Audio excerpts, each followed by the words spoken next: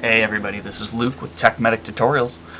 In this video we're going to be taking a look at Windows 8, since it's now come standard on almost all home computers, and a lot of people are a little bit confused by the new system here. We're going to look at what's different, but what is actually still fundamentally the same, and that's going to, I think, make it a lot easier for people to transition to the new system. The first thing to keep in mind about Windows 8 is that it's half the old system that you're totally used to and half a totally new system. The new system is much more like a mobile phone operating system, and that's called Metro. Metro is Windows' name for this form where things are more presented in a form of pictures and tiles rather than the familiar lists and icons.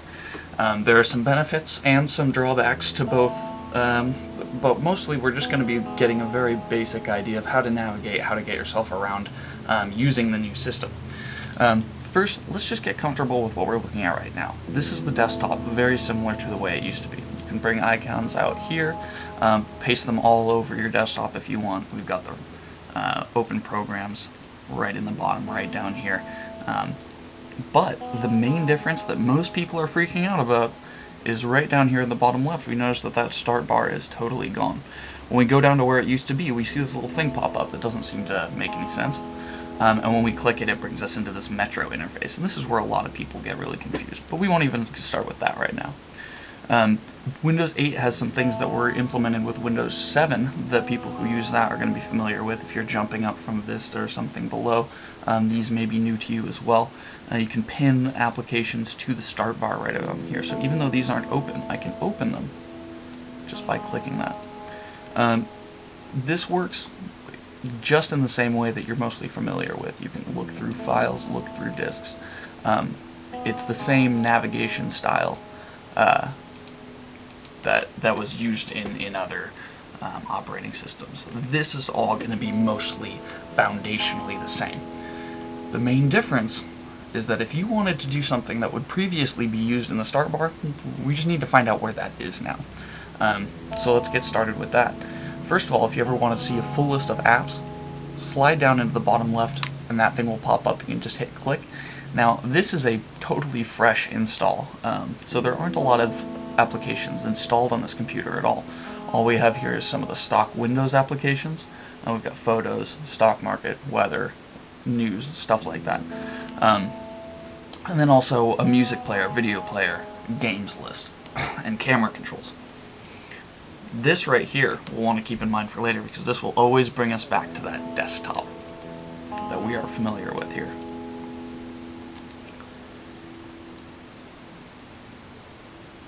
So while this may seem way different and way confusing, it's mostly the same thing, just presented in a different way, and that'll make more sense as we go on.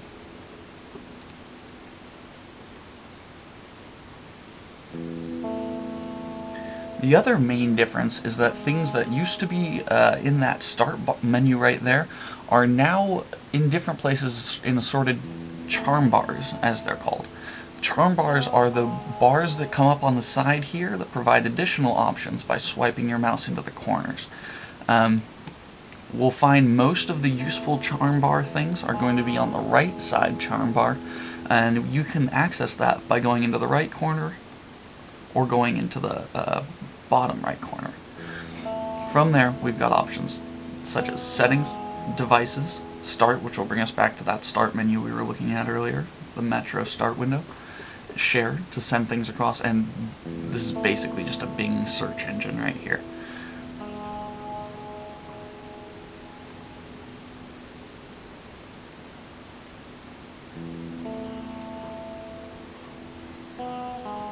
One of the things that people are frequently looking for that was previously in the start menu that's no longer to be found is the control panel. Control panel now, if you click settings on the right charm bar, this will pop up a bunch of options. These are actually pretty useful because you have Wi-Fi, volume, screen brightness. I'm using a desktop so it's not available for this display, notifications, power, keyboard, and general PC settings. What we want, just for the sake of this, is control panel. This is going to bring back the familiar control panel that's going to allow you to make the changes that that you wanted to make without too much difficulty. Now there's a lot more to be done with Windows 8. There's a lot of cool features and some more annoying changes, and we'll go over those in future videos. If there's anything in particular you want me to cover, please do mention it in the comments and I'll get to it right away. Thanks so much.